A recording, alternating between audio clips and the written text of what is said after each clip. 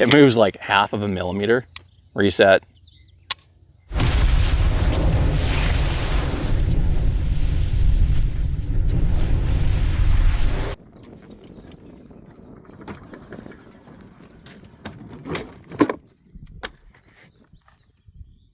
Hey y'all, welcome back to the Shooting News Weekly channel. We're out here at Copperhead Creek Shooting Club in Central Texas. If you're in the area, this is a great place to come and shoot.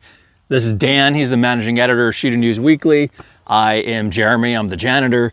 And if we've got the camera girl behind there. You've never seen her. We're waiting for 100,000 subs, so do your job. Basically, nothing has changed since I started saying that. We're still at the same amount. So that's going well. So to help, I figured I would bring out a gun that probably nobody will care about at all and that I don't even really know anything about. This is a custom long slide 1911. It's got a sort of a quote from Sun Tzu on here. Know your enemy, know yourself. This gun, I traded for this gun. I didn't really need it, but I thought it looked cool.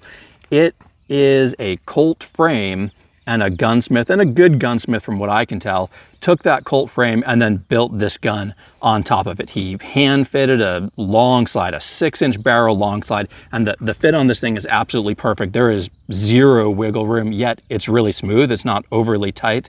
Obviously he did a 6-inch barrel. He stippled the front of this Colt frame normally, so it'd be perfectly smooth. And this is a very interesting texture. It's like he took a little nail or something sharp, and hit it and just lifted up these burrs, like almost like wood splinters. Like a rasp. It's exactly like a rasp. Yeah. Yes, thank you, Dan. That's precisely how it looks like a lot of rasps are made, and that's what it feels like. Yep.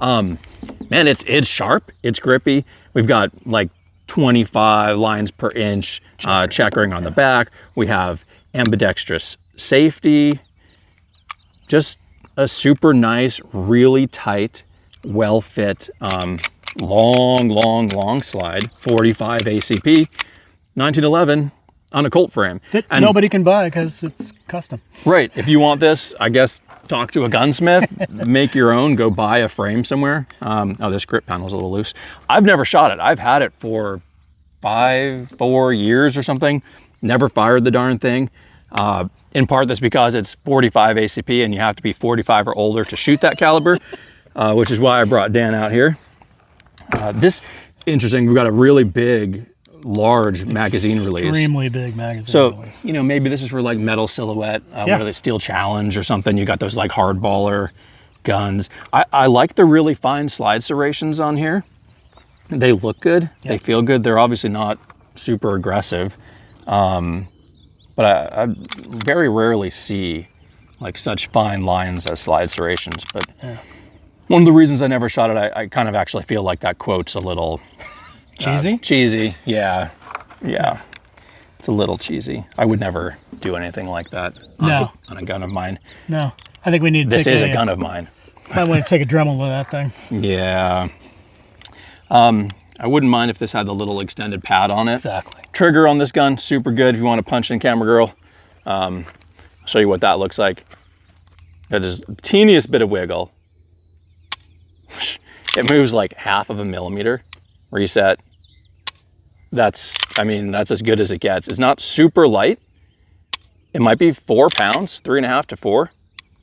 But normally 1911 triggers have some slack in them. This one has almost none. That's wild. I mean, about as good as it can possibly get. So, black rear, fiber optic front. I love that setup. Dan, I'm going to give you the honors. Because I'm over 45? That's right. In case it blows up. I'm barely under. He's Somebody's got barely over. Yeah. So, barely. Okay.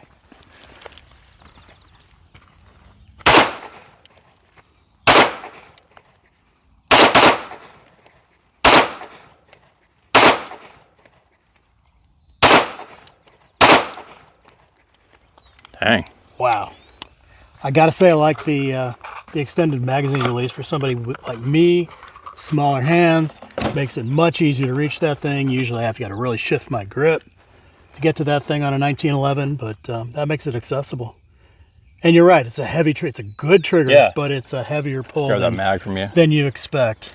For sure. A lot of them, you know, they'll be in like 1 3/4 pounds or something ridiculous for a custom 1911. Right. So they've made it on the, you know, basics, on the fundamentals. They've made it as good of a trigger as you can possibly get in terms of having 0 over travel, 0 creep, perfectly crisp. But I think it's probably about 4 pounds. Yep. And that's a Colt frame. Yeah, I could probably put that serial number into Colt's like database thing. Are they one of the companies where you pay like $10 to get a history? I don't know if they charge you. I think they've got an online database. Okay. Because I don't know, like maybe it was a national match gun, maybe it was, who knows how that was sold in the past. Or just your basic, you know. Put a few through that thing.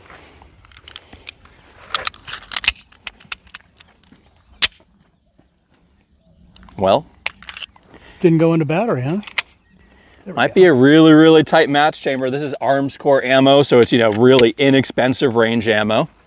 Ran for Dan fine. Yep, no problem. Wow, that trigger.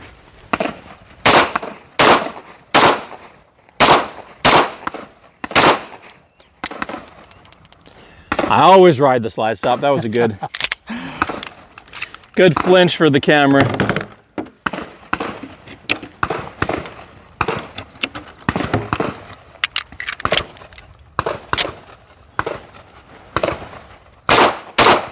Dang. Yeah, look at that. There's like no 1911 that I shoot where I'm not on top of the slide catch. Nice. I mean, that shoots really pretty dang well. I was aiming at some shrapnel of these clays over there, and it was hitting like the same spot. I'm gonna put this on a rest and see what kind of groups I can get. That long sight radius is just fantastic. Yeah. It really does make a difference.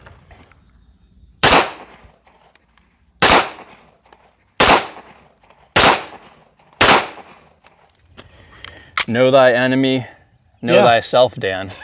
These are words that we live by every day. I wake up and I say it.